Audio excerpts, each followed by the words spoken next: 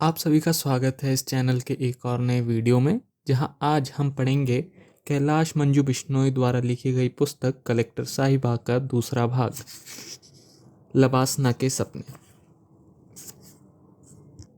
Thinking about LBSNAA Mussoorie.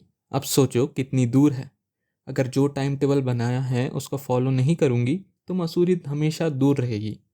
Angel ने अपनी diary में यह बातें लिखी और सोने चली गई, लेकिन उनके दिमाग में बहुत सारे सवाल चल रहे थे, बहुत सारे ख्वाब पल रहे थे। कभी एंजल गिरीश के बारे में सोचती तो कभी अपने सिलेबस और रणनीति के बारे में। सुबह 4 बजे तक करवट बदलती रही, लेकिन आंखों में नींद कम, ख्वाब ज़्यादा वाली क्रिटिकल सिचुएशन की वजह से वह सो नहीं पाई। सुबह ठंड बढ़ने के साथ उसकी आंख लग गई। भोर में जब आँख खुली तो एंजल ने सबसे पहले अपना फ़ोन चेक किया, पर उसे कोई मैसेज का नोटिफिकेशन नहीं दिखा। 2 दिन तक न मैंने मैसेज किया न दूसरी तरफ से मैसेज या कॉल आया। मैं अपने गांव में दोस्तों के साथ क्रिकेट खेलने में मशगूल था। अचानक व्हाट्सएप पर एक मैसेज दिखाई दिया। मैंने एनसीईआरटी पढ़ना शुरू किया है, लेकिन इसमें बहुत सारे फैक्ट हैं। कैसे याद रखूं? कैसे नोट्स बनाऊं? मैंने वहाँ से दूर हटकर मैसेज का रिप्लाई करने के बजाय फ़ोन किया और हाय हेलो करने के पश्चात कहा, एक बार उपन्यास की भांति पढ़ लीजिए और फिर महत्वपूर्ण चीज़ों को अंडरलाइन कीजिए। आप दिन भर में पढ़ी हुई चीज़ों का कम से कम 3 बार रिवीजन कीजिए। यही याद रखने का और पढ़ने का वैज्ञानिक तरीका है। आज स्मार्टनेस का ज़माना है। केवल कड़ी मेहनत सफलता की गारंटी नहीं हो सकती, लेकिन स्मार्टनेस के साथ कड़ी मेहनत ज़रूर आपको सफलता की गारंटी दे सकती है। सिविल सेवा के लिए कोल्हू के बैल की तरह 18-18 घंटा जुटे रहने की कोई ज़रूरत नहीं होती। अगर आप एक दिन में 4 पेज भी समझकर याद करते हो तो एक साल में 365 गुना 4 यानी 1460 पेज याद हो जाएंगे। 2 साल में पूरी किताबें तथा मैगजीन तैयार। बस फिर सिलेक्शन का इंतज़ार करो और अंत में कम पढ़ो, ज़्यादा सोचो। जो भी पढ़ो ठोस पढ़ो। पढ़ने का स्मार्ट तरीका अपनाओ। जो भी पढ़ो उसे एक दिन में 3 बार दोहराओ और इस तरह आईएएस बनने के योग्य हो जाओ। मेरे अंदर ज्ञान की कोपले फूट रही थी। तभी मंजू ने जवाब दिया, वैसे मेरी एक फ्रेंड कहती है कि न्यूज़पेपर पढ़े बगैर करंट अफेयर सिर्फ यूट्यूब से तैयार हो सकता है। तो मैंने कहा, कौन है ये लोग और कहाँ से आते हैं? मैंने सवाल के अंदाज में कहा। अच्छा बताया, यह तरीका फॉलो करूंगी, एंजल ने हंसते हुए कहा। वैसे आपने कोचिंग कहाँ से ली थी और कोचिंग लेने का कोई फ़ायदा हुआ? मैंने पूछा। मैंने तो वाजीराव एवं रवि से कोचिंग ली थी। मुझे तो कोई फ़ायदा हुआ नहीं लगता यार। मुझे तो लगता है 1.5 साल बर्बाद हो गए। काश कोचिंग नहीं लेती। सर सर कहने वाली एंजल ने आज पहली दफ़ा यार शब्द का इस्तेमाल कर लिया था। मतलब वह दोस्ती बढ़ने की इच्छुक थी। हालांकि कुछ माह बाद मुझे पता चला कि उनके बोलने के अंदाज में कई बार यार निकल ही आता है। यूपीएससी की कोचिंग लेना शादी के लड्डू खाने जैसा है। खाए तो पछताए, न खाए तो भी पछताए। आपने कोचिंग करके देख ली और कोचिंग का पढ़ाया कितना प्रीलिम्स और मेंस में आता है यह भी देख लिया होगा। जब तक सेल्फ स्टडी नहीं तब तक यूपीएससी के किले को भेदना नामुमकिन है। वैसे शादी का लड्डू खाने का विचार तो है ना? मैंने गंभीर होते डिस्कशन को हल्का करने के लिए कहा। कोचिंग का खराब अनुभव देखते हुए सोच रही हूँ शादी न करूँ, ताकि शादी का लड्डू खाने के बाद पछतावा न हो, जिस तरह से कोचिंग करने के बाद हो रहा है पछतावा। ऐसा ख्याल क्यों आ रहा है तुम्हें? मैंने मंजू से पूछा। मंजू ने कहा, अच्छा छोड़ो, आपके अनुसार यूपीएससी की तैयारी के लिए सबसे ज़रूरी चीज़ क्या है? मैंने कहा, यूपीएससी के सपने से प्यार होना चाहिए, फिर तैयारी तो होती ही जाती है। जैसे किसी लड़के को किसी लड़की से प्यार हो जाए तो वह मुश्किल नहीं देखेगा, हर मुश्किल से लड़ेगा जब तक प्यार को हासिल न कर ले। ठीक वैसे ही यदि यूपीएससी के सपने से आपको प्यार है तो इस कठिन दुर्गम किले को फतह किया जा सकता है। जीत तब आती है जब आप सोचते हैं कि मैं जो चाहता हूँ वो पाकर रहूँगा रहूँगी। जब आप ठान लेते हैं कि मैं बन के दिखाऊंगा दिखाऊंगी, तो अब आप टाइम पास व बहानेबाजी के लिए 1 मिनट के लिए भी काम नहीं करते। अब तो मस्तिष्क इस बात पर काम करना शुरू कर देता है कि सपनों को कैसे हकीकत में बदला जाए। अब आप कई गुना बेहतर अनुशासित रहने लग जाते हैं।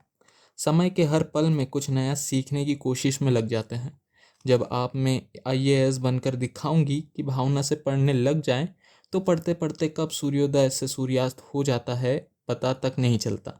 लगनशीलता इतनी ज़्यादा हो जाती है कि स्वादिष्ट खाने से कई गुना स्वाद देश विदेश में घटित होने वाली अच्छी घटनाओं में आने लग जाता है। अब किताबों के पन्ने महबूबा की आंखें की तरह अति सुंदर लगने लग जाते हैं। फिर क्या, मसूरी की टिकट कंफर्म हो जाती है। इस पर एंजल ने फिर सवाल किया। सभी टॉपर कहते हैं कि यूपीएससी के लिए गुणवत्ता युक्त पढ़ाई ज़रूरी है। गुणवत्ता युक्त पढ़ाई कैसे करें? मैंने कहा, इसके लिए तो मैं बस यही कहूँगा कि पढ़ाई को काम नहीं आदत समझो। जो भी पढ़ो अच्छी तरह समझ कर पढ़ो और उसका एक दिन में कम से कम 2 बार रिवीजन करो। गुणवत्ता कभी अचानक नहीं आएगी। उसके लिए अपनी बुद्धि का विवेकपूर्ण इस्तेमाल करना होगा। अपने आप को अनुशासित रखना पड़ेगा तथा अपनी मेधा का बुद्धिमत्तापूर्ण इस्तेमाल करना सीखना होगा। सबसे ज़रूरी बात यही है कि आप अपने लक्ष्य के प्रति जितना कमिटमेंट दिखाओगे, उतनी तेज़ी से आप पढ़ाई की गुणवत्ता सुधारने की कोशिश करोगे। आप हर सप्ताह 15 मिनट यह सोचने में ज़रूर लगाइए कि क्या मैं क्वालिटी वाली स्टडी कर रही हूँ। अगर नहीं तो क्या क्या तथा किस तरह से अपनी पढ़ाई में बदलाव लाने की ज़रूरत है। इस बात को गंभीरता से लीजिए। अंधाधुंध और अवैज्ञानिक तरीके से 15-15 घंटे की पढ़ाई में हजारों सिविल सेवा अभ्यर्थी 3-3, 4-4 साल तक सिविल सेवा प्रीलिम्स तक नहीं निकाल पाते। लेकिन कुछ एक छात्र ऐसे भी होते हैं कि वो गुणवत्ता युक्त तथा वैज्ञानिक तरीके से 5-6 घंटे की पढ़ाई करके भी सिविल सेवा परीक्षा में टॉप कर जाते हैं। यूपीएससी में सफल होने वाले छात्र असफल छात्रों से क्या अलग करते हैं? क्योंकि मैं असफल छात्रों में शामिल नहीं होना चाहती। सवाल करने के अंदाज में यूपीएससी के प्रति उनका समर्पण भाव साफ झलक रहा था। सफल छात्र एग्जाम में असफल नहीं होना चाहते, इसलिए बंद कमरों में दर्जनों बार असफल होते हैं।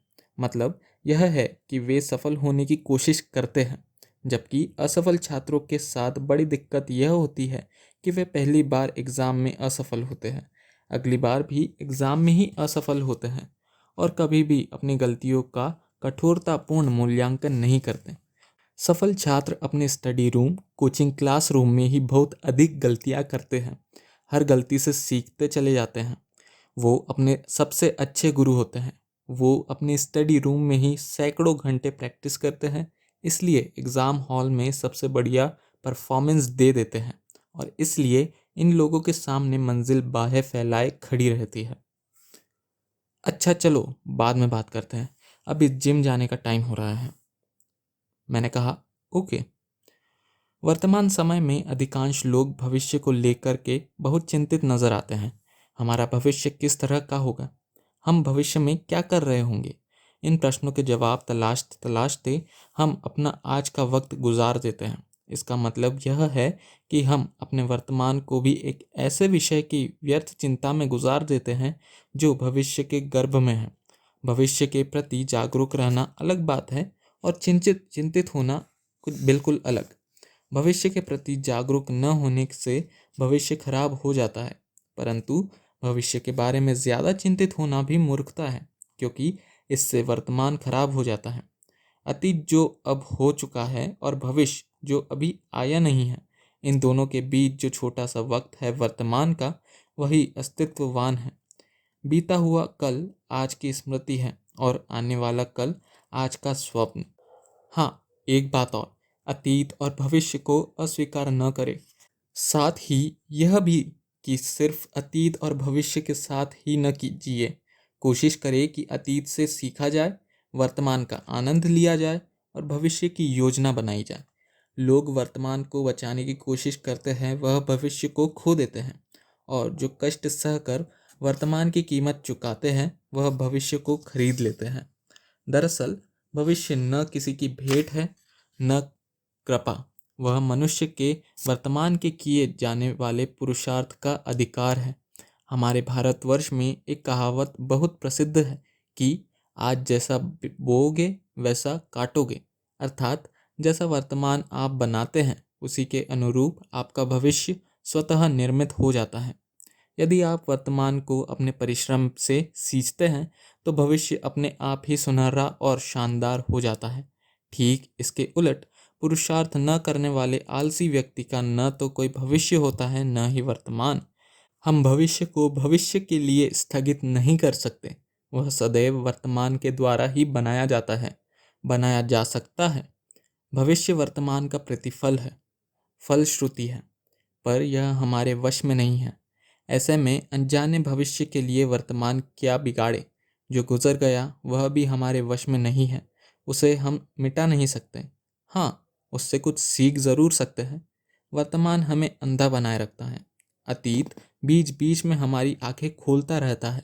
अतीत में कभी कोई त्रासद घटना हुई भी हो तो भी परिपक्वता इसी में है कि हमें अतीत की दुखद यादों को छोड़ वर्तमान का सदुपयोग करना सीखना चाहिए और वर्तमान में आनंदमय तरीके से जीने का सतत अभ्यास करना चाहिए।